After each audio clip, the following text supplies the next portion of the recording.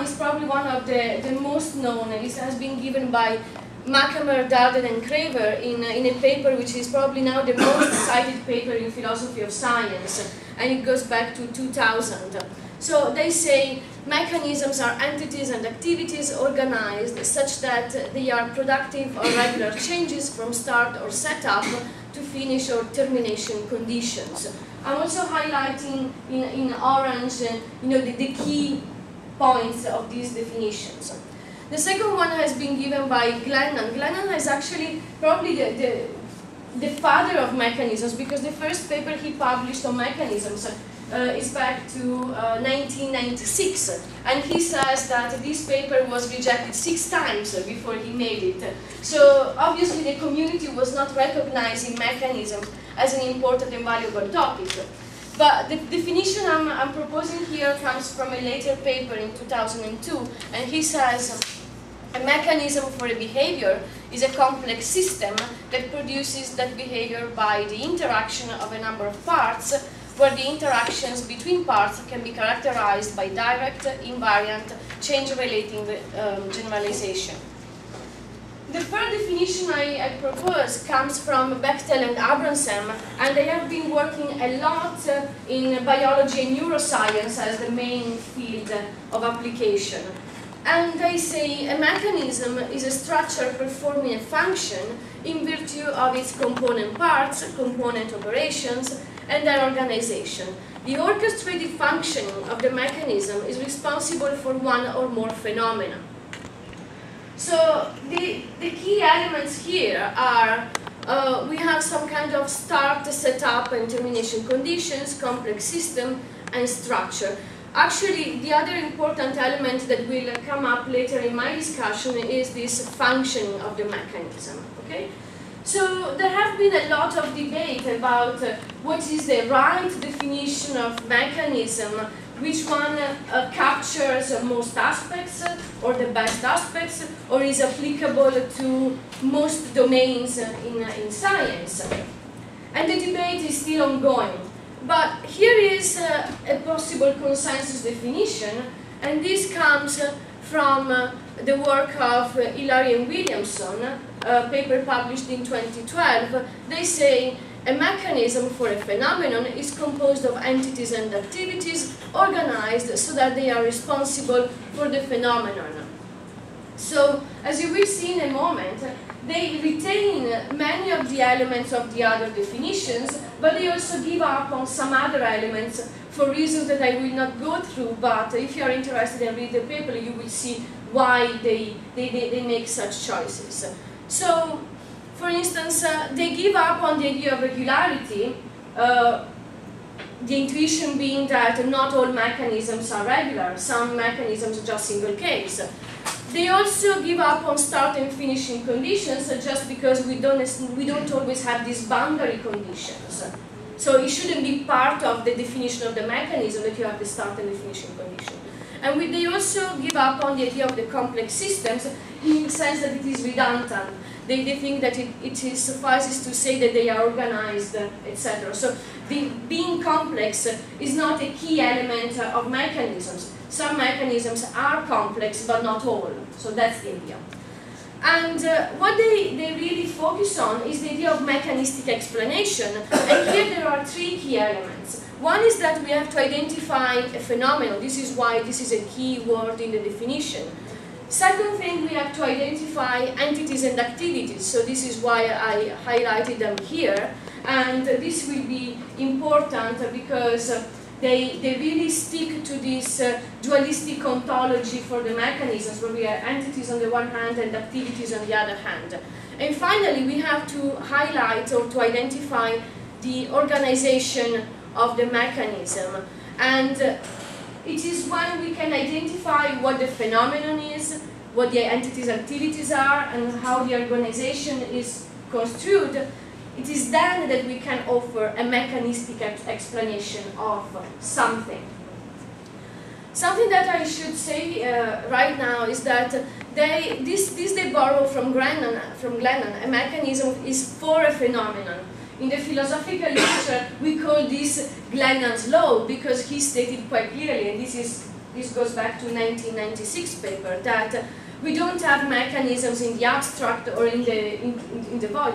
Mechanisms are always for some phenomenon, so it is essential that we specify what is the phenomenon that we are trying to explain or to reconstruct in terms of these organizations of entities and activities. So I won't pass more time now to explain why I think this definition captures a lot. I'll use it throughout as a good working definition, but one reason why I think this is a good working definition is that it is not tailor-made to biology or to psychology, which were the field area where the mechanism literature developed mainly. I think this is a good working definition also for social sciences, and in fact I will show later why this is helpful in the modeling of mechanisms in that field. Okay, so why mechanisms? Because so far I gave you definitions, I argue in favor of a definition, but this is really out of a context. So what is the context? Why do we have to care about mechanisms in the philosophy of science debate? So the story goes back to philosophy of causality actually, and the idea is that we want to know what a causal relation is, a relation between some event A and some event B, and this A and B event have to be connected by some physical connection, okay? And the received view was the process theory of causality that was developed mainly by Salmon and Doe, but that was a development of Russell and Reichenbach. So there was this idea coming from physics that we have these walled lines processes, and we can have this add theory to discriminate between causal processes and pseudo processes, and then they give extra conditions to understand or to discriminate between a causal process and a pseudo process. So that was the received view we had coming from physics. If you want to know whether A causes B, you have to find that physical connection, that is the physics process connecting these 2 points in space and time. And another important aspect is something that Salmon really stressed, that is, if we want to explain something causally, we have to put the cause back into the because. So explanation is causal explanation. And in this case, the explanation will be finding the process, the physical process from A to B. And I put there in brackets ontic explanation, and I will explain this term later. Okay? So this was the kind of received context that we had. And then there have been a number of challenges to this view. For instance, Mackamer, Darden, and Krever that I mentioned before asked whether we really have processes in biology. They say, although we acknowledge the possibility that Salmon's analysis may be all there is to certain fundamental types of interactions in physics, his analysis is silent as to the character of the productivity in the activities investigated by many other sciences. Mere talk of transmission of a mark or exchange of a conserved quantity does not exhaust what these scientists know about productive activities and about how activities affect regular changes in mechanisms. So what they are saying here is, well, what we have in terms of physics process can be okay, but in some scientific context. Here they challenge the view that, for instance, in biology, this is what you really look for if you are trying to establish causal relations. And the idea is that transmission of a mark or the exchange of a conserved quantity, which is the key element in discriminating between a causal process and a pseudo process, is not what other scientists track, for instance, biologists. Therefore, we need some other account of a physical connection between A and B, the cause and the effect. I also challenged the appropriateness of this physical or this process view, but this time in the social science. At some point I wrote in my monograph, The need to look directly at social scientists' work was motivated by a possible difference between causal claims that involve reasonably clear causal mechanisms and causal claims that do not. I went through 5 case studies, and it turned out that none of them contains concepts typical of aleatory causality, which means the causality happening in physics in the way that Salmon was describing, in order to get an understanding of causal relationships, to borrow Salmon terminology again. Instead, statistical causality is definitely preferred. However, to prefer statistical causality does not ipso facto rule out mechanisms from the causal talk. The question is not whether or not we aim at identifying causal mechanisms, or rather how we come to identify them. And causal mechanisms are not identified through causal processes and interactions, but according to the social scientist practice, they are statistically modeled. So the same line of reasoning, I'm not saying the process theory is wrong. I'm saying if you look at the scientific practice in a given domain, this is not the way you identify causal mechanisms or causal relations. Okay, and this is actually quite useful because I'm already giving you elements that will be key for the modeling of mechanisms in social sciences, which is the statistical modeling. And the question will be how statistical modeling can actually be modeling of mechanisms. I will try to give you an answer to this question later. Okay, so mechanisms in the sciences now. Here I'm just giving a list of topics that have been investigated in this big and rapidly expanding literature. For instance, many people focus on biology and neuroscience. For authors like Bechtel, Craver, Darner, Mackamer, Darden and Craver together, and other people investigate topics such as functional individuation or mechanistic explanation, the idea of decomposition and recomposition of a mechanism. That is, you have a mechanism and you want to understand what are the composing parts, but sometimes you want to reconstruct the functioning of a mechanism given that you know bits of it. And in social science, similar debates are happening. For instance, analytical sociologists, Daniel Litter, who is a philosopher of science, and I've done some work with social scientists on these topics. So the idea here is to investigate mechanisms related to other notions, such as methodological individualism, which is an important problem in social science, statistical modeling, social regularities, human action, social ontology, and so on.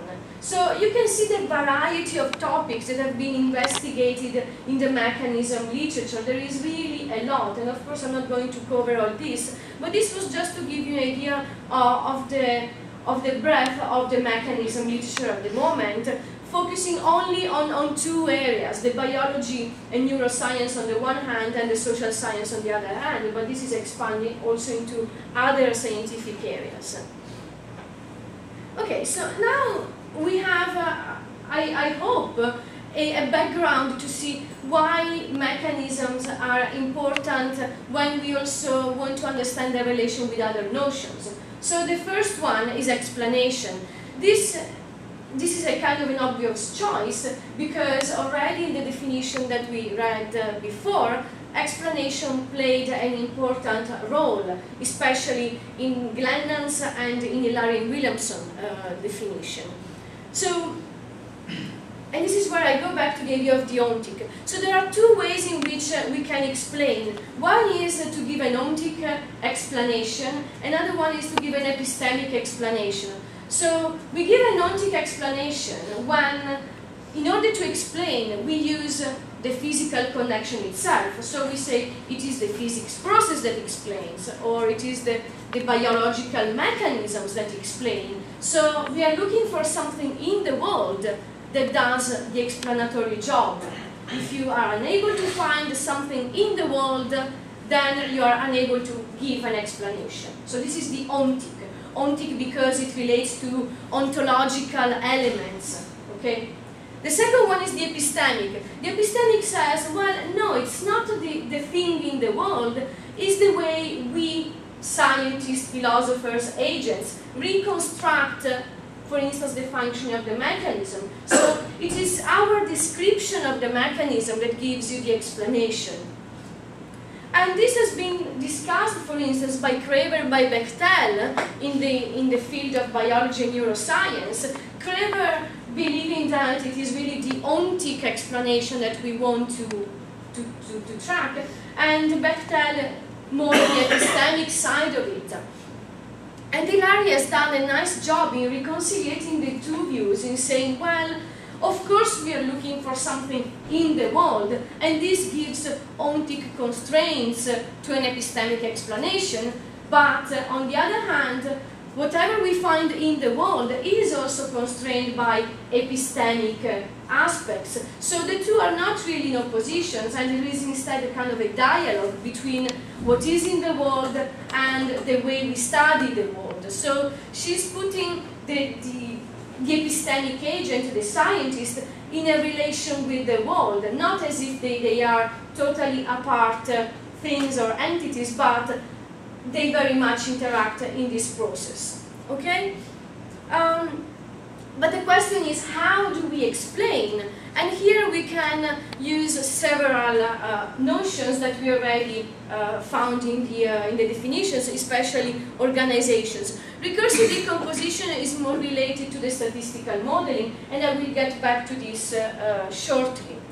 But we can also explain mechanistically going backwards, that is trying to find the causes in the chain in the past, or downwards in the sense of giving more and more details about a given phenomenon, or even upwards, that is reconstructed why some parts are needed on a kind of higher level scale.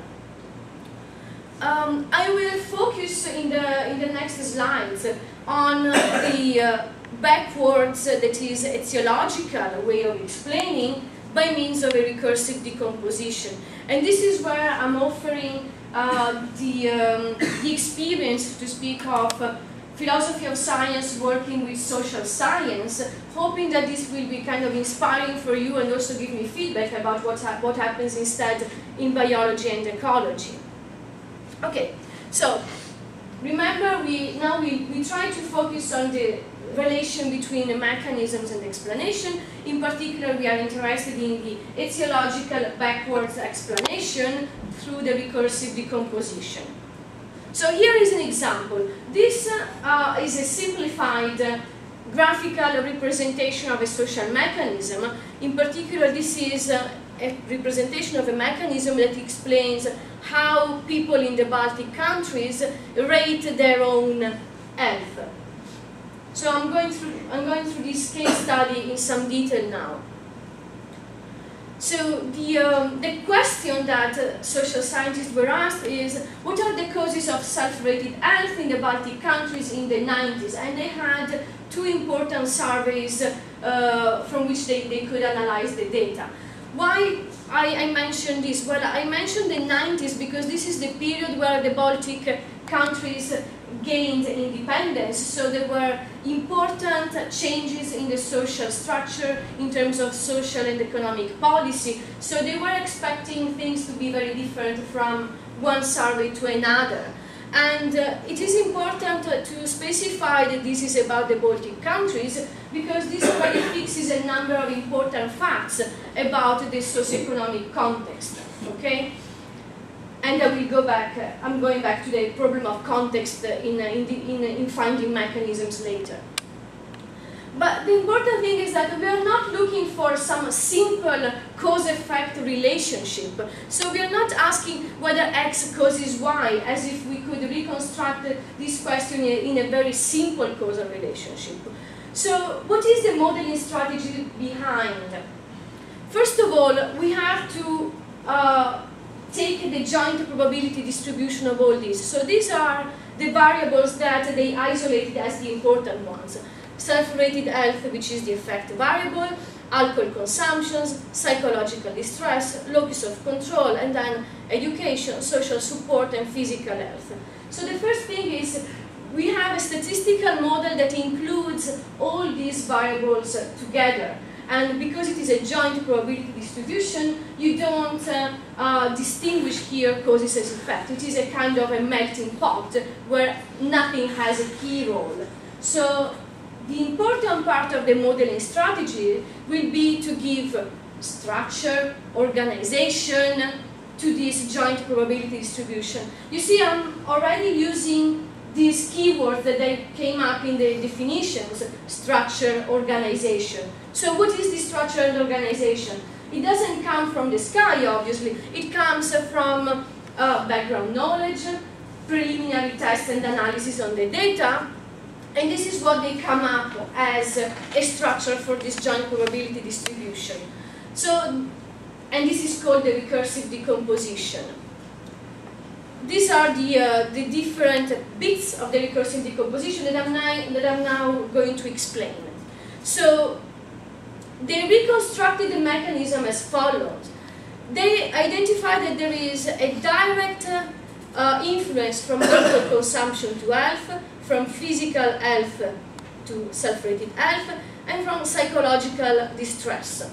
And then for each of these three, they go back and they see what are the causes of those. So for alcohol consumptions, we can see that education plays an influence, which also plays an influence on locus of control. Locus of control has a direct effect here and influence this.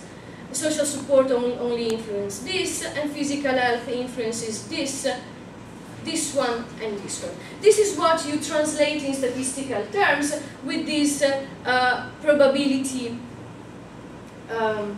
with these conditional probabilities. Okay? Right.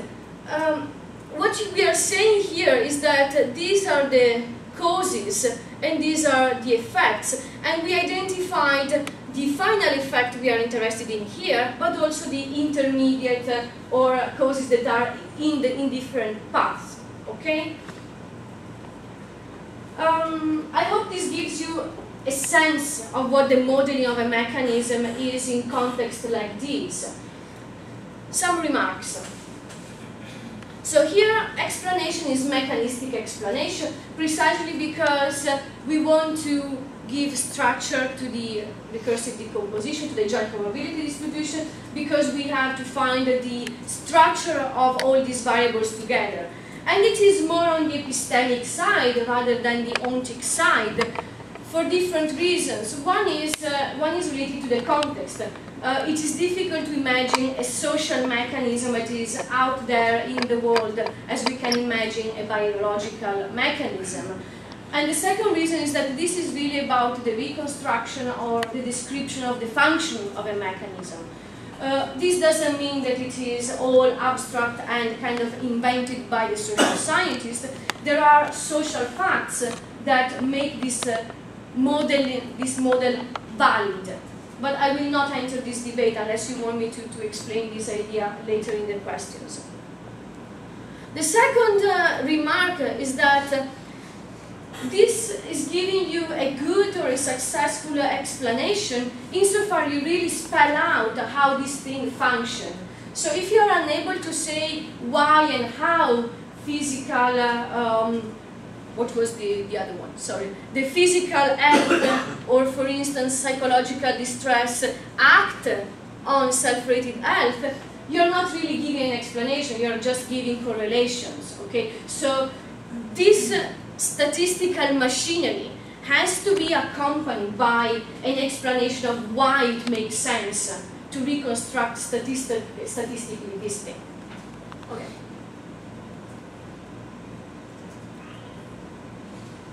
And the final remark I want to make is that spelling out the functioning of the mechanism means identifying the causes, so the key variables, for instance, their actions, that is how they interact in this context, and their effects. Now, notice that I was talking about explanation, and suddenly I am also shifting terminology. I'm talking about functioning of the mechanism, identifying. So this leads us naturally into the next topic, which is mechanisms and function. And I know this is something that people here have been working quite a lot, the notion of function in mechanistic explanation. So I'm kind of giving the story in the way I reconstruct it for the social scientist and see whether what we can learn from each other about this. Okay, the first version of functional individuation I'm presenting comes from a philosopher of social science called Robert Frank, who works a lot with sociologists and with demographers. And he has this idea that in order to understand social aspects, social structures, you really need a functional architecture or a functional structure, in a way that we can reconstruct as follows. First of all, we observe properties of a social system. So here we are in the field of empirical research. Then we infer some kind of functional structure. Then we work out the causal mechanism based on this second step. And finally, we confirm the functional structure and the causal mechanism based on two. So what he is suggesting as a methodology is something like follows. So in a sense, we do start from a functional structure, and then on this basis, we try to work out what the causal mechanism is, and we reconfirm the functional structure as well. So remember, this was our causal mechanism, and it looks like, for Robert Frank, we have a functional structure that really looks like this, and then we just have the particular one for the social context we are interested in.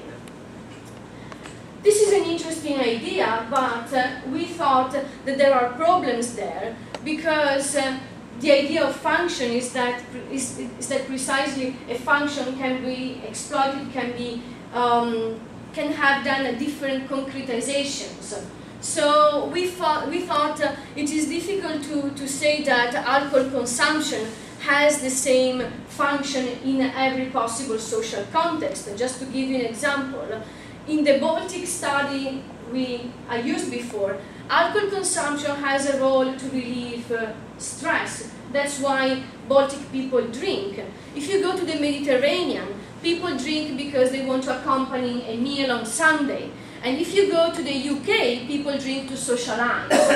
You see? So depending on the context, you can identify different functions of. Cummins says X functions as a phi, or the function of X in S, a system, is to phi, relative to an analytical account of A, of the system capacity, to psi, just in case X is capable of phi in the system, and A appropriately and adequately accounts for the system's capacity to psi by in part appealing to the capacity of X.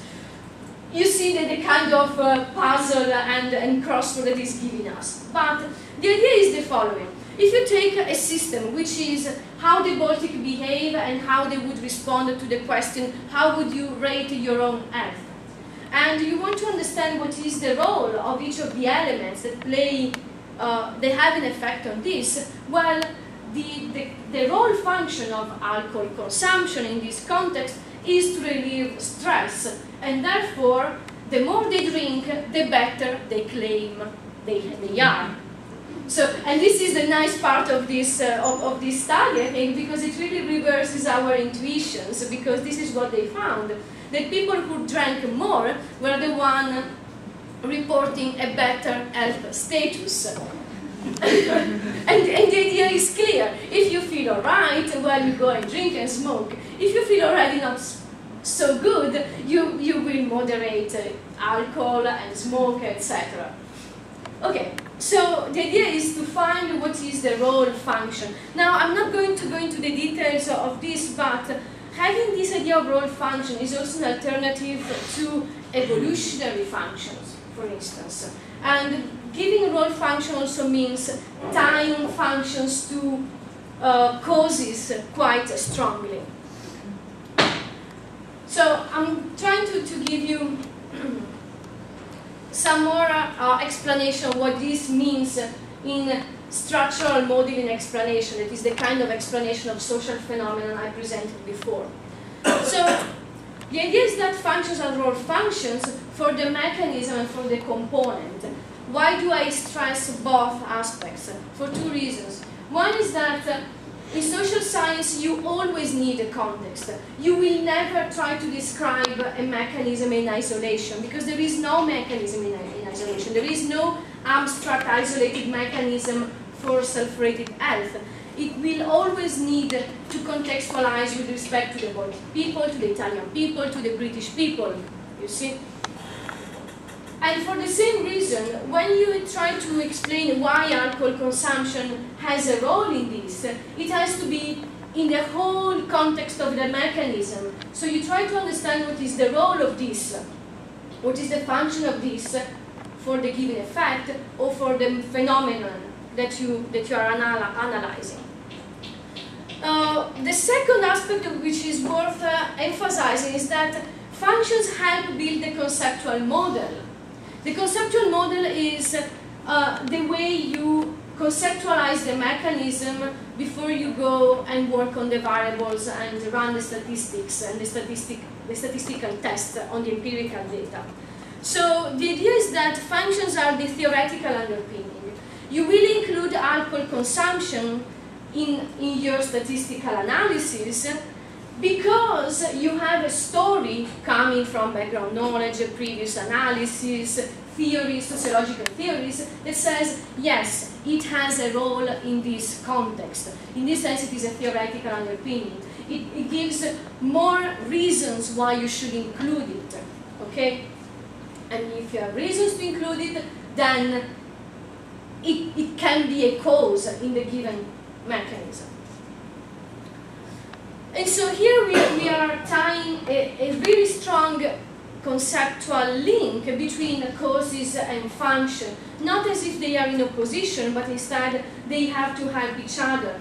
The understanding what the function can be should help you identify and test what the causes are, but obviously understanding what the causes are helps you also figuring out whether you can build a functional structure which is broader than just the mechanism you just modeled. I hope this is not too confusing.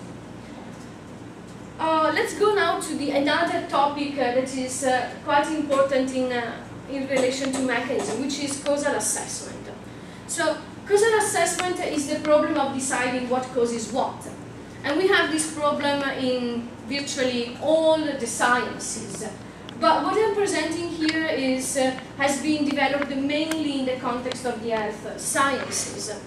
So with a colleague, we formulated a thesis that says that to establish a causal claim, we typically need evidence of mechanisms and evidence of difference making. I take evidence of difference making to be correlations, probabilities, statistical analysis. You can cash out this in different ways. But the important point of this thesis is the combination of the two. You want evidence of mechanisms and evidence of difference making. And it is an epistemological thesis because it says what you need, what are the elements that you need in order to say that. It is related to your knowledge of how you establish some knowledge of causes and effects.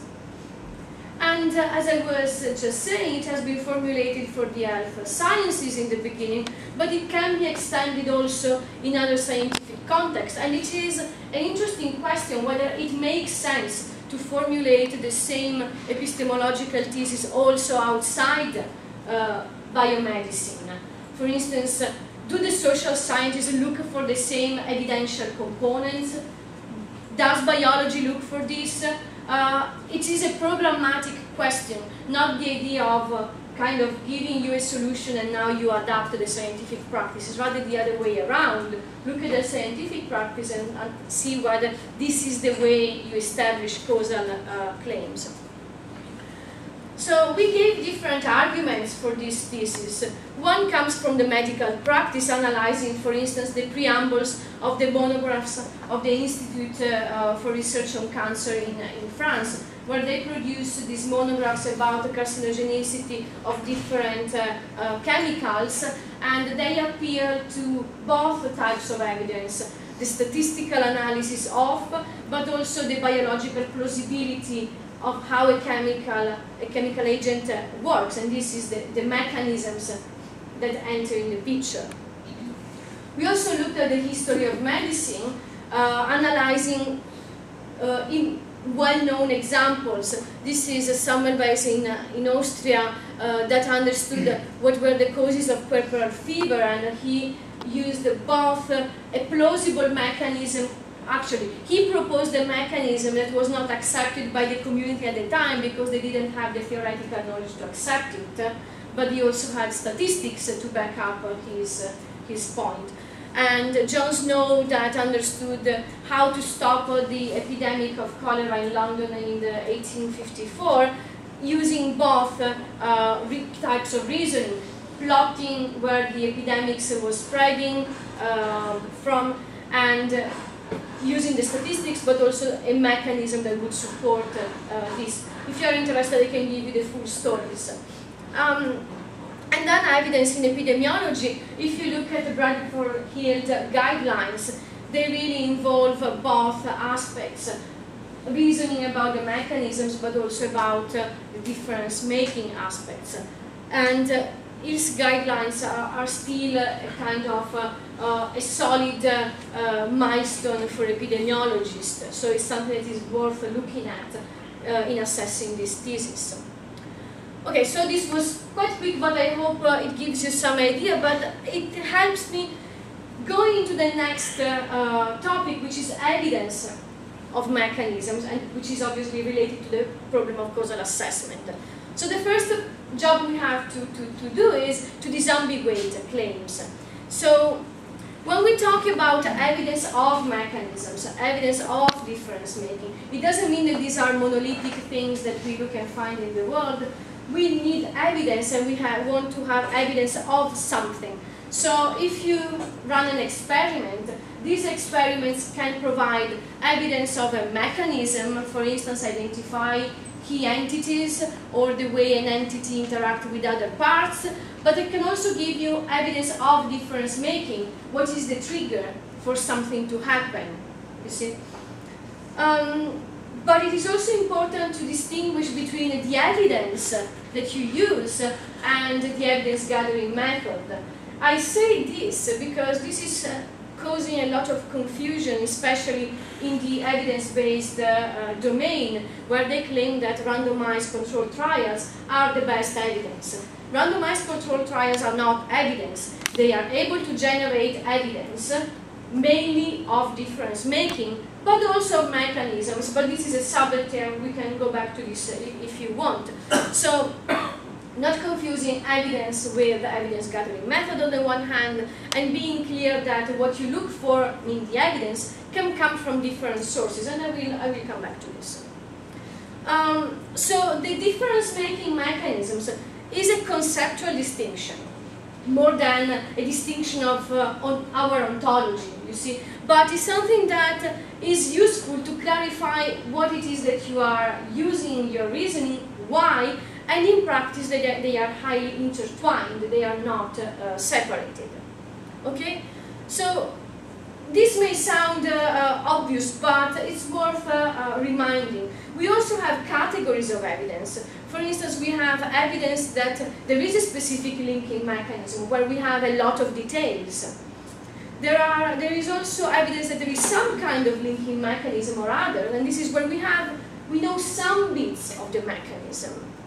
But there is also a case where there is no linking mechanism, and it is our current knowledge suggests that there is no linking mechanism. Okay? The reason why I distinguish these three categories is that if we say we use evidence of mechanism, it doesn't mean that mechanisms are infallible or they are good just because we are using mechanism. It depends how good your evidence is, how detailed your mechanism is described.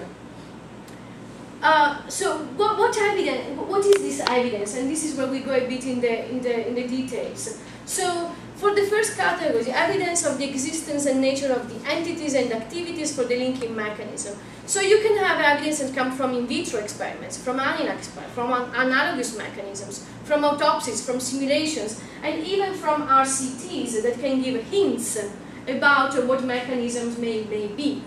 So these are all aspects that are included in when you try to say what your evidence is or what the evidence of the mechanism is. When we have evidence suggesting that there isn't a mechanism or could not exist, it's because we have a well-established knowledge of something. For instance, energy constraints on biochemical mechanisms or comparative studies that suggest that a mechanism does not exist in that context. What I'm going to show here, again, is something that is in a sense trivial, but it is helpful to remind this, because when we use evidence of mechanism, these are exactly the elements that we will investigate to see how good the quality is. So if we say, for instance, that each independent method for detection of entity interaction show the same thing, it is obviously better than if we have only one method showing that there is this entity acting or this interaction. If we say that different research groups independently confirming a given result, is obviously better than if we have a single group showing this result. You see, so I'm drawing here pluses and minuses that are very widely accepted in the philosophical debate, but also in the scientific practice. If you find more entities, it is obviously better if you find just a few entities. If you have more links established, it is better if you have fewer links, and so on and so forth. You see, so here the idea is calling mechanisms into the picture of explanation, causal assessment, is not a way to say, well, we have the mechanism, job done. Once you appeal to the mechanism for explanation, you have to say all these things. How many links do you know? How are they established theoretically in a solid way? Is this something confirmed across research groups? And so on and so forth. And this is not to treat evidence of mechanism as monolithic, but instead something that we really need to discuss and to model, for instance, in the way that I suggested before. And here I'm coming to the example, and I'm going towards the end.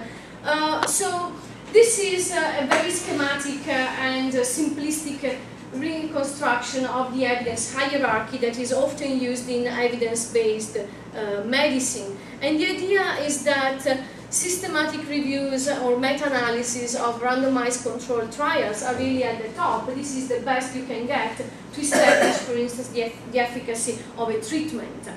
And anything else goes down, and especially mechanisms are usually in the bottom part of the hierarchy. That is, they are considered not good enough for you to claim something.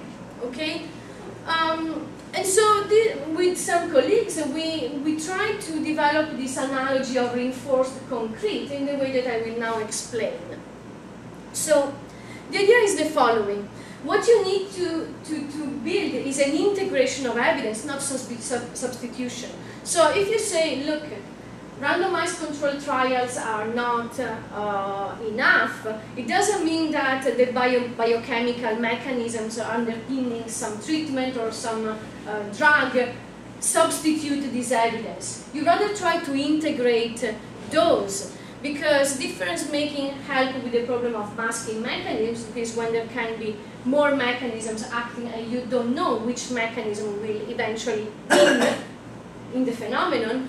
But mechanisms help with confounding, which is a well-known problem in statistics.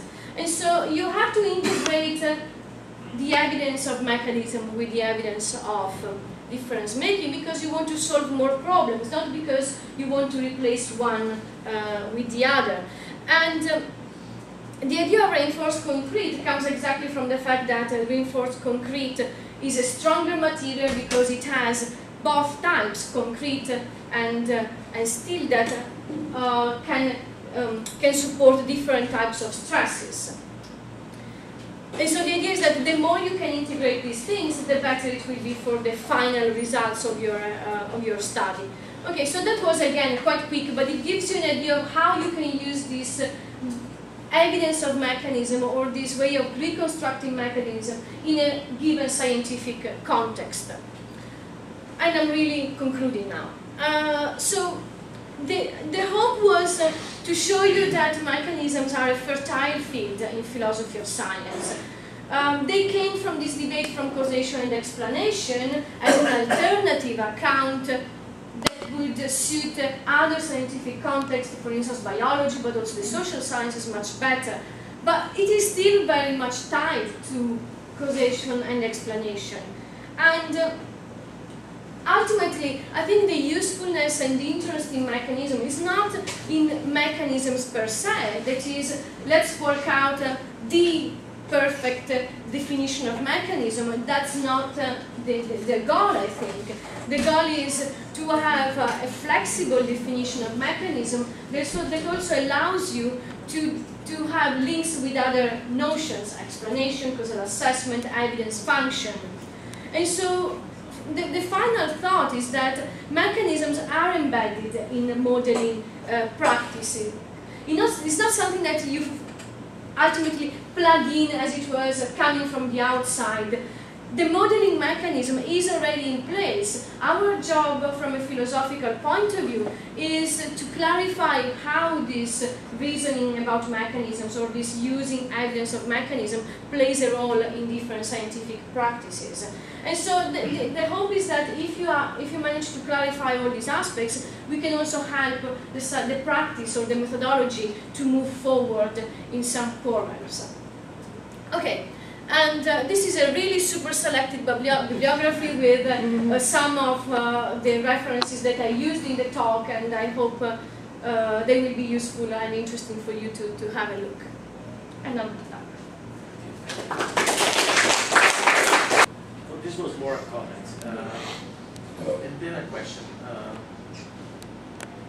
I felt along your talk as a few when the reading Stewart's were Glennon or William Bechtel, that perhaps it's been said that all explanation is mechanistic, or even stronger, should be mechanistic. I'd like to know what you think about it. This all explanation is mechanistic or should be mechanistic.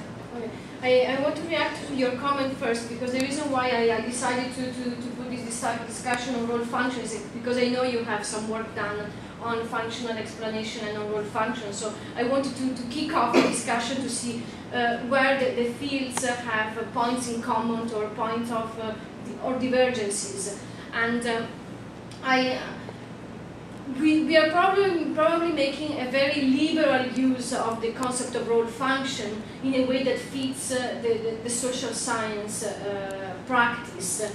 And I think the key role is really relating the functional part with the causal part. That is, it helps you decide what are the causal bits and how they function, so to speak. But probably we can discuss this in more detail later. Yeah, so about Glennon and the idea that all explanation should be mechanistic explanation. I never thought these positions that everything has to be causal, everything has to be mechanistic, everything has to be functional are reasonable positions, for the simple reason that they cut off the variety of the scientific practice. So to say that in this context explanation is or has to be mechanistic is one thing. To say that everything you do in a scientific context is or has to be mechanistic is another thing. So to go back to examples that are closer to my expertise, I presented a way of explaining a social phenomenon mechanistically, where mechanistically also means causally in many ways. But this doesn't mean that other types of explanation are impossible or are useless. Quite to the contrary. The idea is, if you as a social scientist are looking for a causal explanation of something by statistical modeling, this is a possible way of doing it, where causality relates to mechanisms and it relates to functions. But there are also other points of view in social science that are also related to evolutionary aspects. And this can be appropriate. You have to justify, why they are appropriate with respect to your own field. So I want to be pluralist.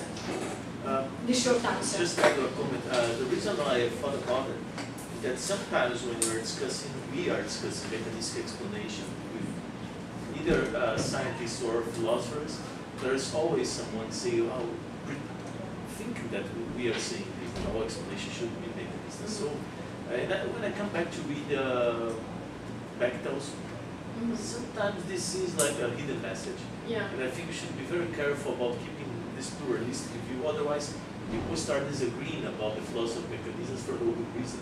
Yeah. Because I don't think even Yeah. Bechtel is pretending to say that every explanation Yeah. is mechanistic, but that mechanistic explanation is very important, Yeah. and we should clarify Yeah, it. I agree. In fact, in this, let's see if I have it here. So this is the paper where we discuss with my colleagues functions in structural models.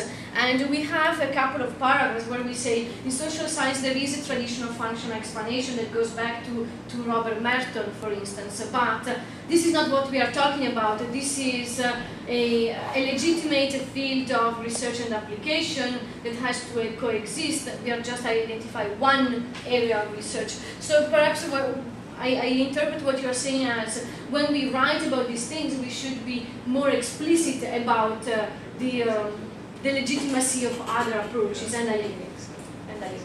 Because then you deliver the wrong message. Yes, I agree. Yeah. Son? I thought the talk was really good, and I, as a biologist, I think it makes perfect sense.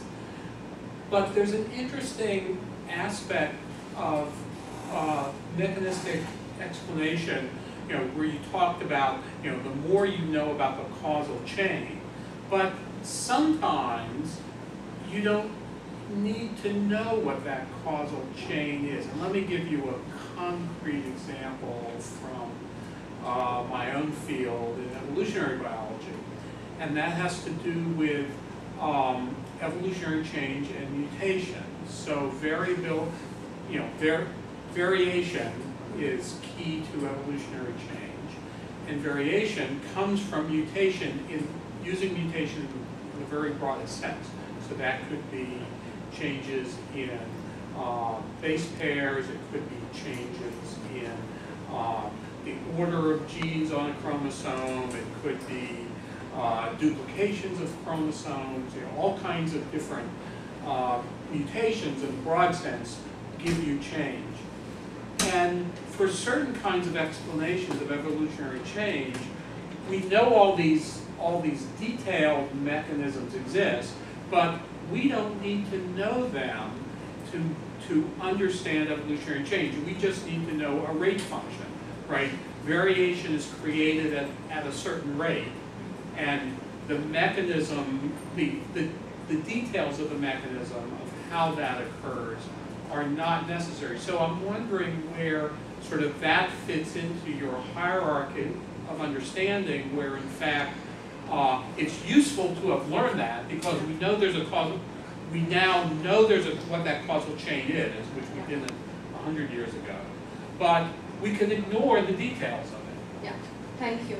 Yeah, okay. I'm trying to see how I can reply to your question, also giving some more background to this debate. So, the other piece of information that you may want to have is that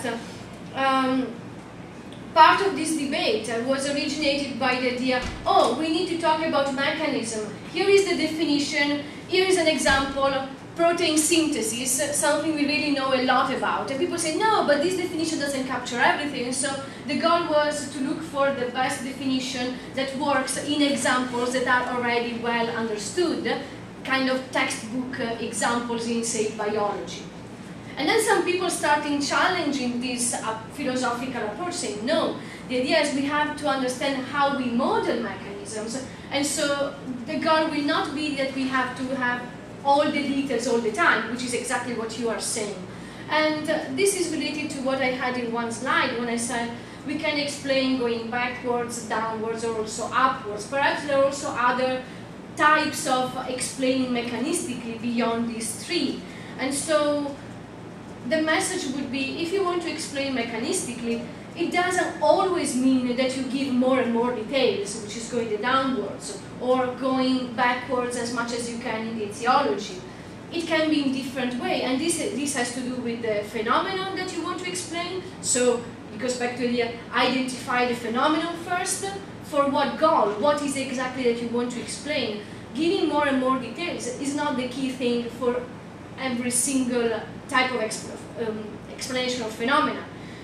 So perhaps I would like to know from you how you would name this type of mechanistic explanation. Beyond backwards, downwards and upwards, perhaps there is a word that captures what you were phrasing, because it seems to me that it wasn't captured in any of these three, so perhaps we need to add something there. But I agree with you, yes, I think this is an important point, and this is why at some point I had this big slide say, now I really talk about etiological, so backwards explanation in this context, to be sure that I'm talking about this as a topic, not as if it was the whole mechanistic explanation in every field. Thank you. So actually, so maybe the answer is it's a forward explanation, right? It's a prediction. Yeah. Where you don't, where you can make the prediction, you have warrant for that prediction without necessarily knowing the steps in between. Yeah, you probably need to know some key steps, but not all of them. Yeah. And this is why it still fits the kind of mechanistic explanation, broad idea. But it doesn't mean that you have to have all the details. I agree. So the forward sounds nice to be added there. Yes.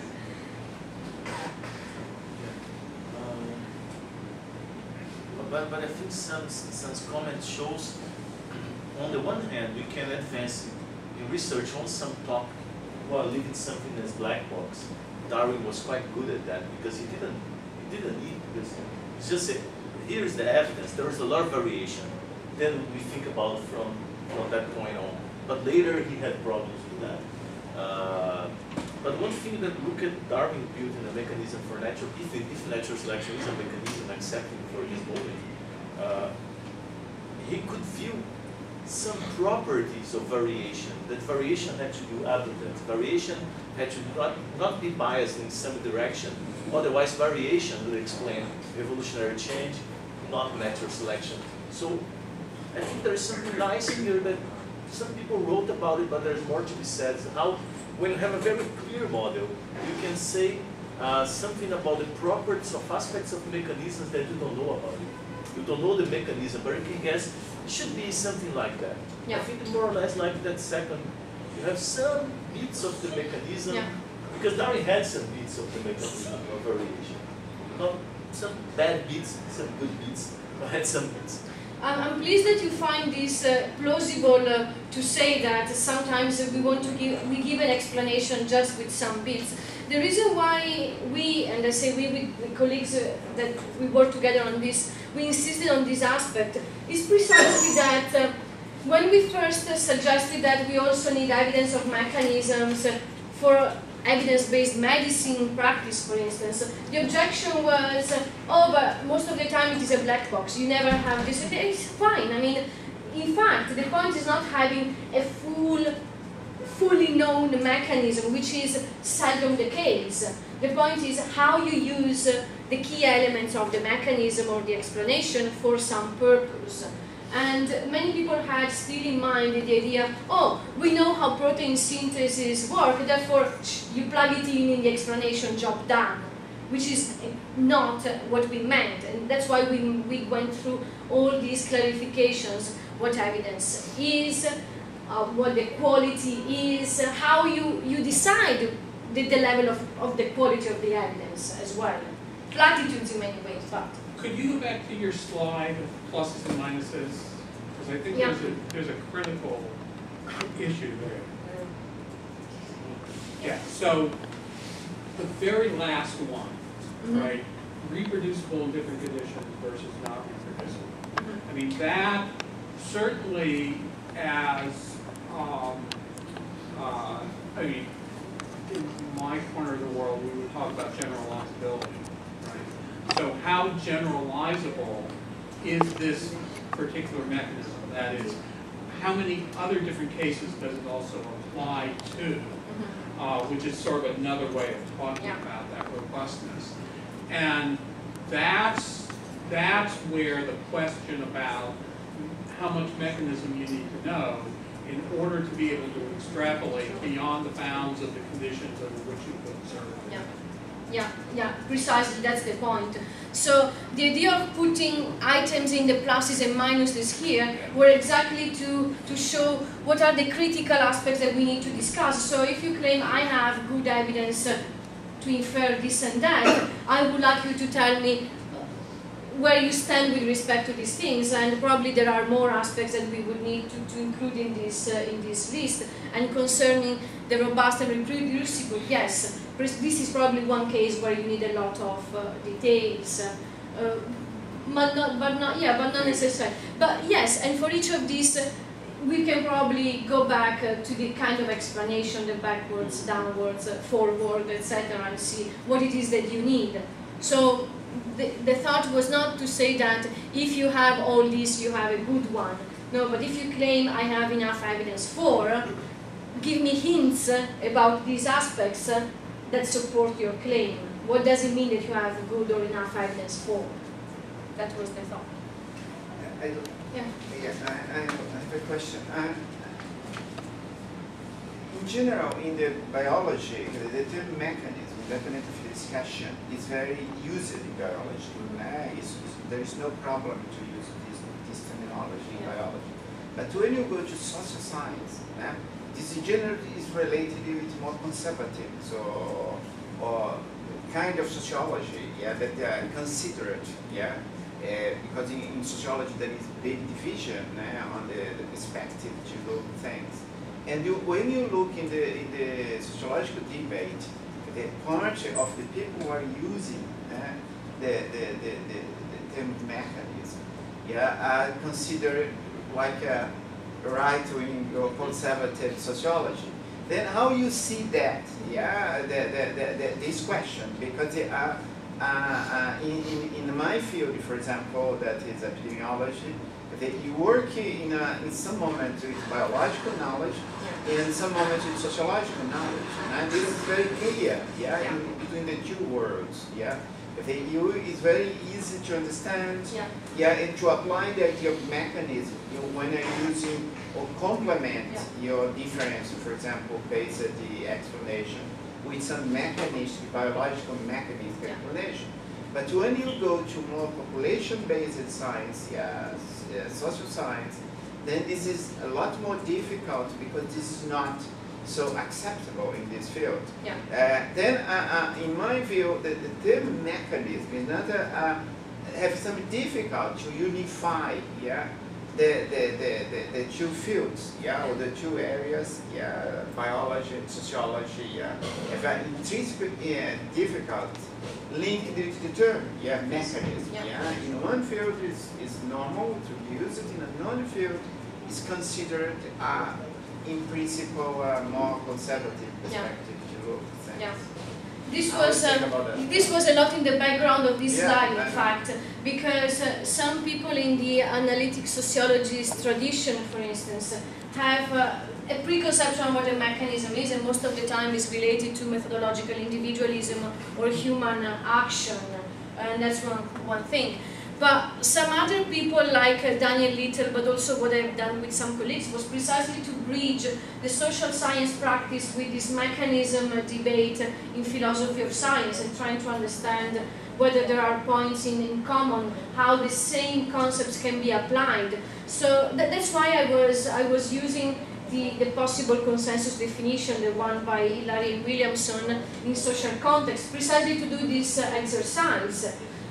Somebody who is really in between these two strands is Daniel Little, who is also very good because he analyzes the social realm as being hierarchical. So he makes it explicit that in social explanations you have high-level explanation where you say an institution that acts in this and that way, You also have human action, so I interact with my peers, so it really relates to the single individuals. And then you have all varieties in between, and he tries to explain how you go from the action of individuals, from the action of an institution, or the other way around. So besides the very traditional positions of analytic sociologists, there are people in this debate that try to update or to build bridges between these aspects. But thank you for giving me the chance to explain this better.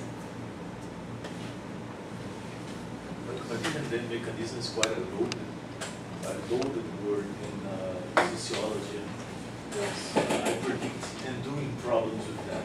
Because in the social science, and human science tradition in general, when people listen mechanistic explanation, they think about mechanism as a philosophical position. Yes. So they think that's Cartesianism. And then they start saying things that are completely outside the point, beyond. It's not really what you're talking about. No. Sure. But the word's quite loaded.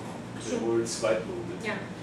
I would like to add another area where this is problematic, probably even more than this one, which is economics, where the mechanisms are given by economic theory, and economic theory is given by the economists. And the whole point is to prove that the mechanisms given by economic theories are confirmed in the data. And so I find this position even more challenging than the one you were mentioning now, Sharban. Because you can talk to these people and explain that mechanistic explanation or mechanism really moved beyond the Cartesianism and the idea of a deterministic mechanism. And a lot of what I said about the recursive decomposition is not deterministic at all. It's statistical, it's probabilistic, so it's not related to determinism in any way. And the challenge is, what does it mean that you explain without determinism? On the other hand, in social science we don't have laws, so what does it mean that you explain without laws? So quickly you have a Pandora's box opening, but for good, because it means that we can spell out details of the scientific practice, which are really important conceptual aspects of the practice.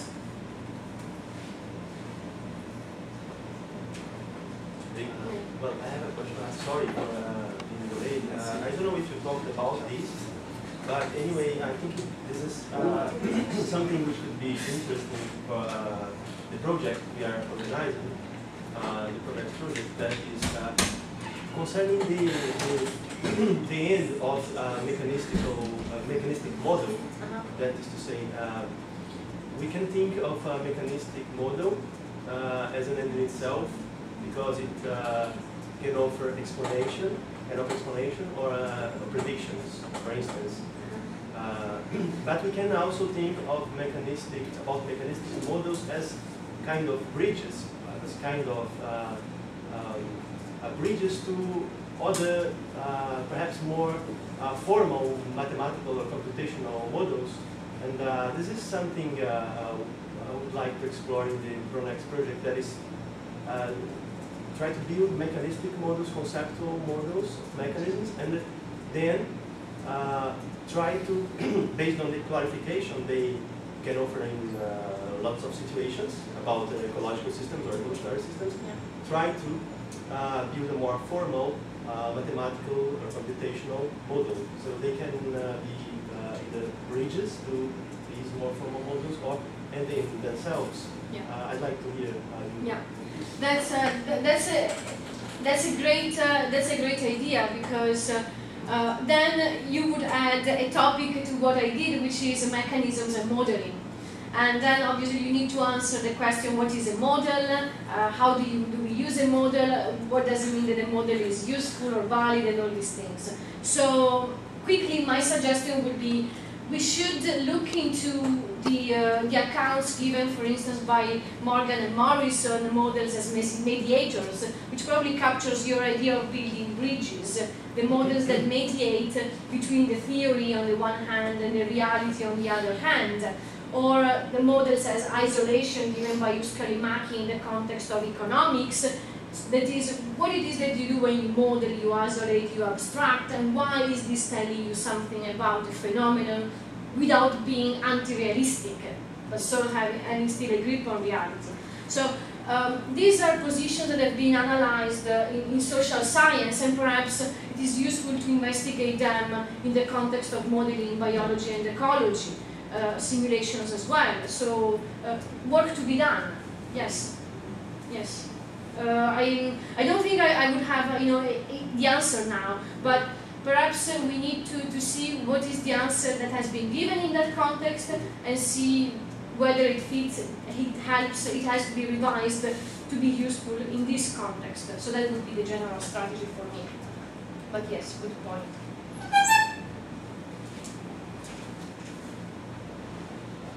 I have one more comment.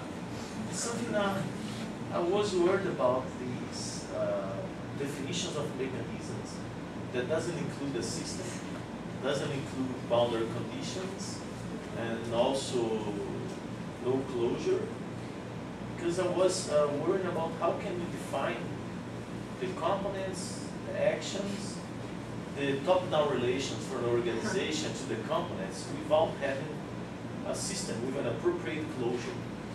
If you take Gleanan's law that the mechanism is for a phenomenon, but to build a mechanistic model, we need to identify the parts, identify the actions, and how they interact in a spatial-temporally organized way.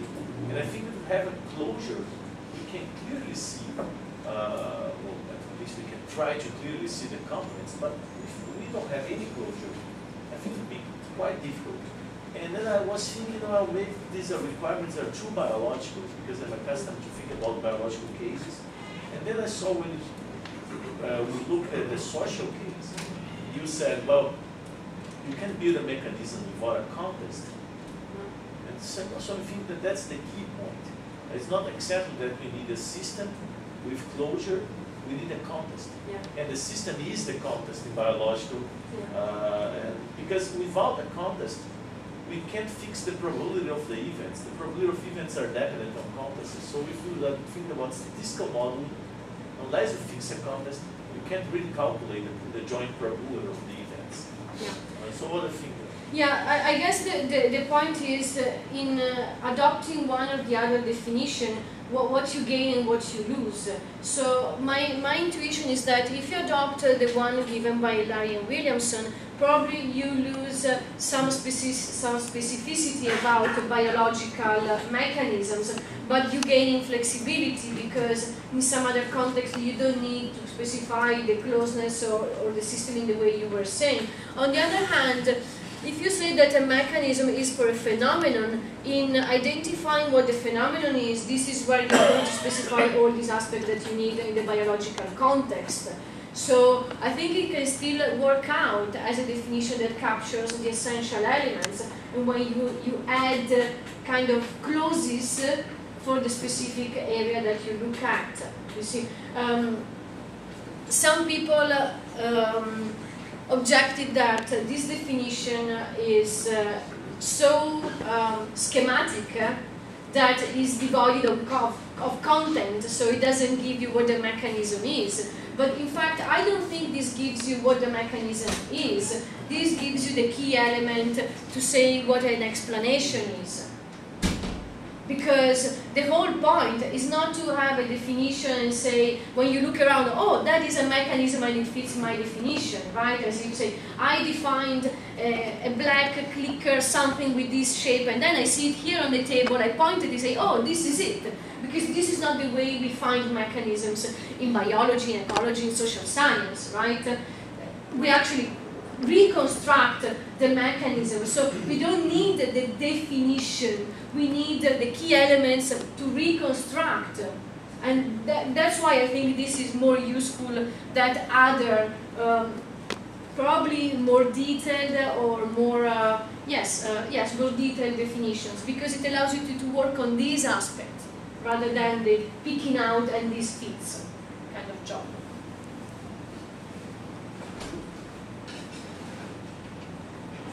So I'd like to thank Federica for the talk. Thank you. And I'd like to invite, let's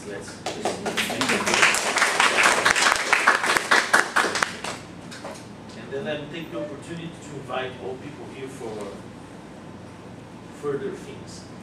Então eu vou falar em português. Então amanhã, quem não for do projeto Pronex e ficar interessado no que está acontecendo no projeto, todo mundo aqui